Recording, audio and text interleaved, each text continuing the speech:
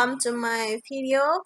Hari ini kita akan belajar tentang figurative language atau figurative speech atau gaya bahasa, atau bisa juga dikenal dengan majas. Semuanya pasti masih ingat pada materi sebelumnya kita sudah membahas tentang simile, metafor, hiperbol, dan personifikasi. Pada video ini, Ibu akan menjelaskan tentang eufemisme. Sebagaimana kita ketahui bahwa dalam sebuah karya sastra, kita mengenal adanya gaya bahasa. Tujuan penggunaan gaya bahasa ini adalah untuk membuat pembaca mendapatkan efek tertentu yang bersifat emosional dari apa yang mereka bacakan. Juga akan membuat sebuah cerita jadi lebih menarik dan lebih hidup. Seseorang yang membaca cerita pun juga tidak akan bosan dan bahkan bisa merasakan apa yang sedang mereka baca. Oke, sekarang kita akan membahas tentang eufemisme. Are you ready? Oke, kita mulai. Eufemisme itu merupakan salah satu jenis gaya bahasa yang dimana digunakan untuk mengganti suatu kata atau frasa yang tidak nyaman atau yang tidak diinginkan oleh si pendengar atau si pembaca. Eufemisme ini merupakan suatu kata atau frasa untuk menggantikan sesuatu yang kata yang meaningnya tidak sopan atau yang sangat tidak sopan, yang menyakitkan hati atau membuat orang tersinggung. Dengan menggunakan eufemisme, maka seseorang menggunakan kata tersebut, eufemisme tersebut, untuk menunjukkan sesuatu yang tidak langsung. Misalnya dia mengatakan tentang A, tapi dia mengatakan B. Tapi B ini mengarah ke A. Oke, jadi ketika seseorang penulis menggunakan eufemisme, dia mendapatkan membuat katanya tersebut sangat indah didengar oleh orang lain. Padahal meaningnya itu mungkin menyakitkan, tapi dengan kata eufemisme menjadi lembut kata tersebut, tapi meaningnya tetap sama. Oke, paham?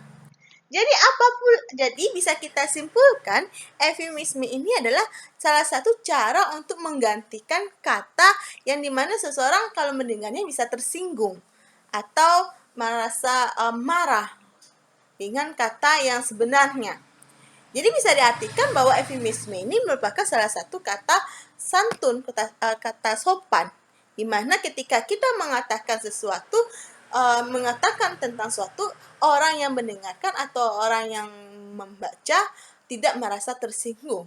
Jadi bisa kita artikan eufemisme ini meaningnya adalah konotatif, meaningnya tersirat. Kalau denotatif meaningnya secara kamus atau secara langsung. Paham? Jadi wajib diingat kalau kita dalam kehidupan sehari-hari, mungkin kita bisa menggunakan bahasa kata atau yang mengandung eufemisme sehingga mungkin tidak terjadi peperangan di dunia ini, ya. Oke? Baik, kita lihat contohnya. Di sini ada sebuah teks di mana ada Santa Claus sama para kurcacinya kayaknya, ya. Di sana dia Santa Claus mungkin sangat marah dengan pekerjaan anak buahnya. Ketika kalau kita mengatakan kau dipecat, mungkin bagi si karyawan mendengarnya dia akan tersinggung dan mungkin akan balas dendam, dia mungkin akan menghancurkan si Santa Claus atau bosnya. Tapi ketika kita mengatakan I'm going to have to let you go, yang dimana artinya adalah kamu dipecat. Ini kata let you go itu merupakan eufemisme yang sebenarnya artinya dia mau mengatakan kamu dipecat atau you are fired.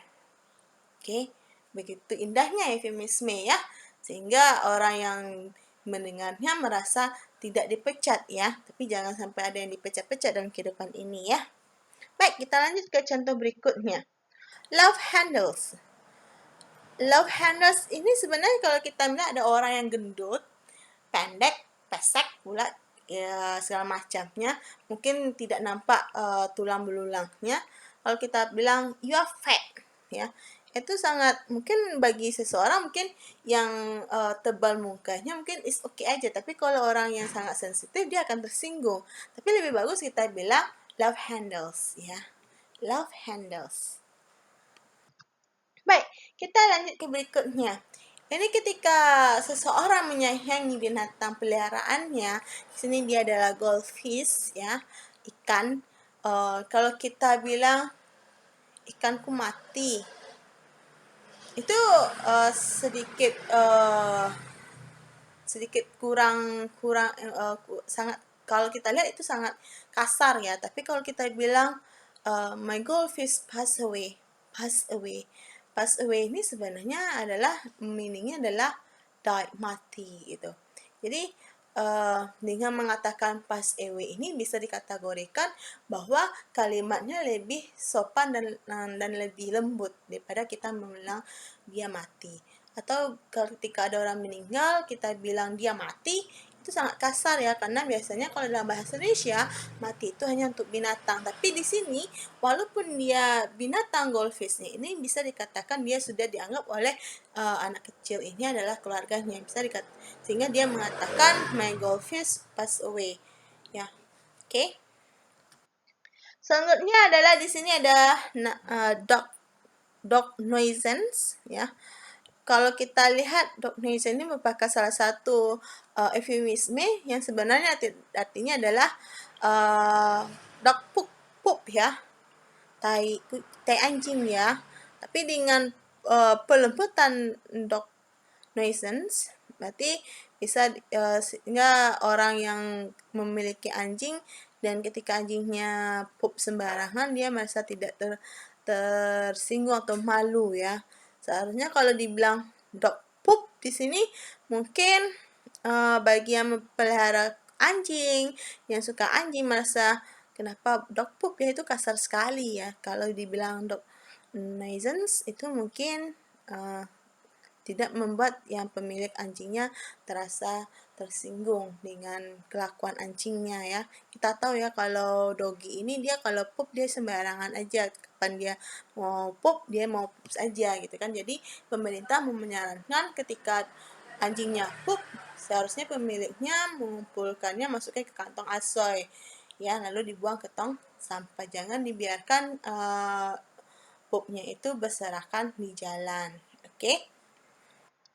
Oke, sekian dulu tentang eufemisme. Bagi mahasiswa yang kurang paham, nanti kita bisa chat melalui WA atau melalui e-learning di kampus kita. Thank you, bye-bye.